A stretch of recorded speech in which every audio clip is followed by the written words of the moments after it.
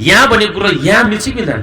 यो सूत्रले के भन्दैछ भन्ने कुराहरू, यो लामाले भनेको कुराहरू, यो गुरुले भनेको कुरा, यो नेताले भनेको कुरा, यो कुनै पनि धर्मको प्रवर्तकहरूले भनेको कुराहरू चाहिँ सही छ कि विषय छ, ठिक छ कि बेठिक छ, रङ राइट के छ, यो कुरा चाहिँ यस्तो हो कि होइन भनेर आफ्नै स्वविवेक प्लस गरेर त्यसले भनेको कुरामाथि तपाईँले आफ्नो स्वविवेकले अनुसन्धान गर्नु रे।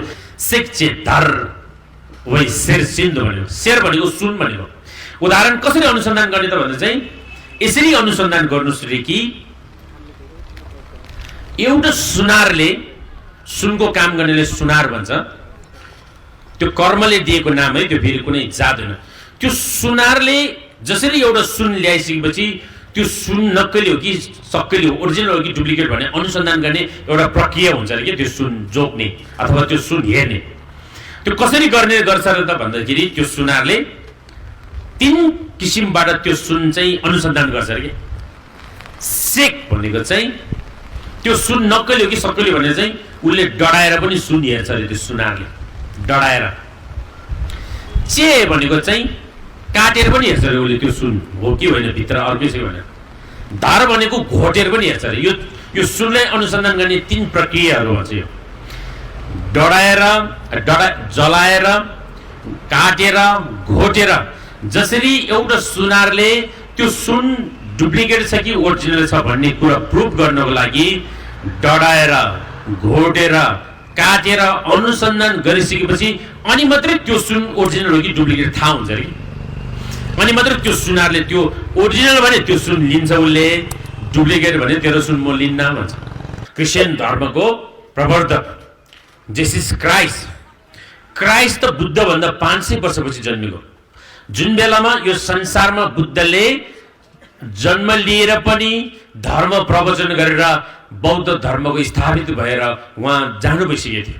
500 तपाईँको 500-600 को अन्तरालको फरक छ त्यहाँ, भिन्न त्यही छुट्याइदिएको छ क्या। यो त हामीले बुझ्नु पर्यो नि।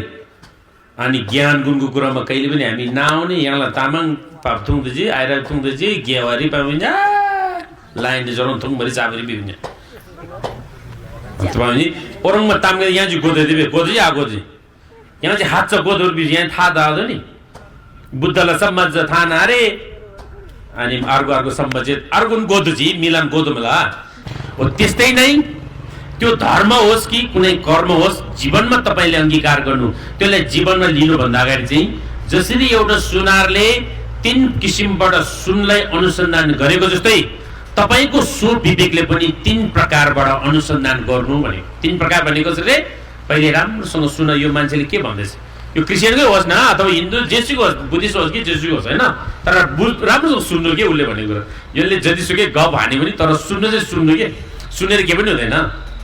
तर सुनेर उसको कुरा फेरि फलङफुलुङ भएर घुमेर जाने होइन उसको, तर सुनेर हो कि होइन भनेर पनि त्यसलाई अनुसन्धान गर्नुहोस्। दोस्रो, अनि त्यो सही छ, त्यो विज्ञान सम्बद्ध छ, त्यो यथार्थ सत्य छ भने अनि त्यो कुरालाई लिने गर्नु रे। जसरी अघि सुनारले सुन अनुसन्धान गरेर आफ्नो त्यो सुन लिएको जस्तै अनि हाम्रो यो 3 प्रज्ञाले अनुसन्धान गरेर त्यो बुद्धको त्यो ज्ञानलाई, त्यो कर्मलाई, त्यो धर्मलाई अंगीकार गर्यो भने त्यो जीवनको लागि धेरै लाभदायक हुने छ रे। त्यसकारणले हामीसँग चाहिँ के पनि छैन जस्तो लाग्छ नि हामीले हैन, हामी त के पनि बुझ्दैन जस्तो लाग्छ, तर त्यो ज्ञान चाहिँ, त्यो प्रज्ञा चाहिँ तपाई भित्र नै छ रे त्यो प्रज्ञा। त्यसकारणले त्यो प्रज्ञालाई चिन्नको लागि चाहिँ के गर्नुपर्छ, तपाईले सत्य कर्म गर्नुपर्छ।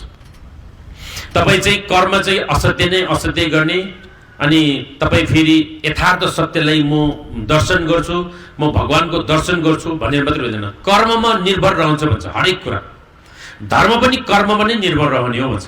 तपाईले धर्म गर्छु भनेर मात्रै भएन नि, अघि जस्तै भैँसी काटेर धर्म गर्यो भने त्यो धर्म हुन्छ हुँदैन नि, त्यो कर्म त हो तर त्यो धर्म भएन। त्यसकारणले कर्म चाहिँ महत्त्वपूर्ण विषय भन्छ। त्यसकारणले कर्ममा नै निर्भर रहन्छ हरेक कुरा। कर्मले नै त्यसलाई अन्तिम बिन्दुसम्म पुर्याउने काम गर्छ। त्यसकारणले धर्म जेसुकै माने पनि भन्छ नि कोही कोहीले, तर कर्म चाहिँ जे पाइ त्यो नगरे भन्छ नि, कर्म चाहिँ सत्य मात्रै गर्नु भन्छ। त्यसकारणले समुदायमा धर्म परिवर्तन भन्दा पनि कर्म चाहिँ परिवर्तन हुनुपर्छ है। अहिले तपाई बुद्धिस्ट परिवारमा होला, बुद्धिस्ट फ्यामिली होला, अब तपाई भोलि गएर चर्चमा गएर क्रिस्चियन फ्यामिली भएर अथवा कुनै हिन्दू फ्यामिलीमा भएर त्यसमा त्यति महत्त्वपूर्ण विषय होइन भन्छ। त्यो हो बाहिरी रूपमा, तर साँच्चीकै यथार्थको कुरा गर्यो भने त्यो बाहिरीको कभर मात्रै चेन्ज गरेको थियो। उयो मोबाइल तपाईँले जस्तो कभर हाल्दा पनि पाउँछ, तर भित्रको त्यो मोबाइलको सफ्टवेयर भन्छ नि, त्यो भित्रको जुन त्यो मोबाइलको जुन चाहिँ हार्डवेयर त्यो छैन भने मोबाइल जतिसुकै कलर टिलिक्क टल्क्यो पनि यो मोबाइलको ब्याट्री चलेन भने काम लाग्दैन। यो जतिसुकै लाखै परेको आइफोन भए पनि।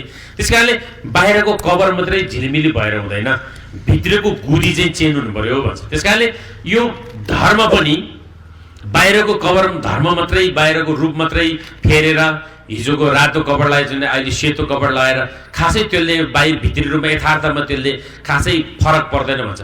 सत्य चाहिँ के हुनु पर्यो भन्दा तपाईँको मनको परिवर्तन हुनु पर्यो। सत्य चाहिँ तपाईँको मन परिवर्तन भएर तपाईँको मन चाहिँ सत्यता हुनु पर्यो, तपाईँको मन चाहिँ एकदम कर्मवादी हुनु पर्यो, सत्यवादी हुनु पर्यो।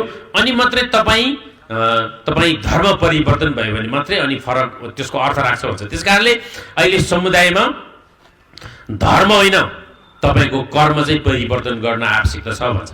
अहिले हामी के गर्छौँ त, हामी चाहिँ धर्म रूपान्तरण, धर्म चाहिँ परिवर्तन गरेछ, कर्म चाहिँ कहिले छोड्ने भने त्यसले झुट बोल्ने, कहिले छोड्ने होइन त्यसले त्यो मान्छेलाई ढाँट्ने, कहिले छोड्ने होइन त्यो मान्छेलाई लुट्ने। त्यसको त्यो कर्म जबसम्म उसले नत्यागेसम्म ऊ क्रिस्चियनै होस् कि बुद्धिस्ट होस् कि हिन्दू होस् कि जतिसुकै मन्दिर जाओस् चर्च जाओस्, मान्छे जस्तोको तस्तै काम लागेन नि, बाहिरको कभर मात्रै फेलेपछि होइन। त्यस कारणले चेन्ज हुनु, परिवर्तन हुनुपर्ने के हो त, परिवर्तन मान्छेको मन चाहिँ परिवर्तन हुनुपर्छ कि कर्म चाहिँ परिवर्तन आवश्यकता छ। त्यस कारणले धर्म रूपान्तरणको आवश्यकता परेन, कर्म चाहिँ रूपान्तरण गर्न सक्नु पर्यो। तपाईँले मान्छेलाई लुट्ने, ढाँट्ने, कुट्ने, फटा गर्ने, जाँड रक्सी, मद मदिरापान सेवन, चुरोट बिडी, धुम्रपानहरू यस्तो चिज तपाईँले अनैतिक सम्बन्ध राख्छ भने त्यस्तो चिज चाहिँ त्याग दिनुहोस् बरु। त्यो चाहिँ सबैभन्दा ठुलो धर्म हो। तपाईँ चर्चमै नगए पनि, तपाईँ गुम्बामै नगए पनि, तपाईँ चाहिँ मन्दिरमा नगए पनि तपाईँको उद्धार हुन्छ। अब हत्या हिंसा गरेर यहाँ त भैँसीको मासु खानु पाउँदैन गुरु भोलिदेखि भन्ला फेरि होइन, आफै कालगतिमा पनि मर्छ नि होइन हो। त्यस कारणले यस्तो हत्या हिंसा गर्ने काम चाहिँ तिम्रो जीवनले नगर। यदि हत्या हिंसा गरेर कसैको काटमार गरेर कसैको काटेर त्यसलाई चाहिँ उसको जीवन बर्बाद गरेर तिम्रो जिन्दगी चलाउँछ भने त्यो जिन्दगी चाहिँ नरक जिन्दगी हो। त्यसरी चाहिँ नजिउ, त्यो जीवन तिम्रो लागि त्यो भलाइको जिन्दगी होइन भन्छ। त्यस कारणले नम्बर 1 मा के भन्नुभयो, हत्या हिंसा कर्म नगर भन्नुभएको थियो भगवान बुद्धले। लामाको छोइमा 5 वटा चाहिँ यसरी भनेको छ, देन्ने सोक्चै मिजासिङ सेन्गी नोरियङ लामिजा ठिकबे छोक्यो मिजेसिङ जुन्गी छिक्यामी म किन्नी माउबो न्यादेन बे छाङ्नी गउँसु पङ्बरजा भन्छ। यो लामाको छोइमा भनेको यो पञ्चशील 5 वटा बुद्ध।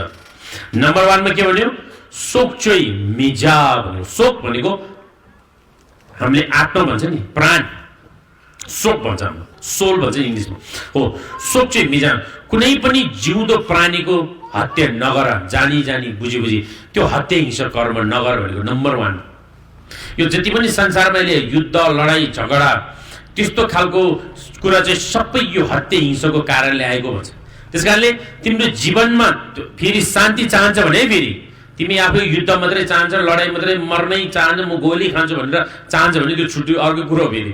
यदि साँच्चीकै तिमी सभ्य मानव बन्ने चाहना हो भने, तिम्रो समुदायमा शान्ति चाहन्छ भने, देश राष्ट्र शान्ति चाहन्छ भने, विश्वमा नै शान्ति चाहन्छ भने नम्बर 1 मा, पहिलो नम्बरमा हत्या हिंसा गर्ने कर्म बन्द गर, त्याग भन्नुभएको थियो बुद्धले 5 वटामा।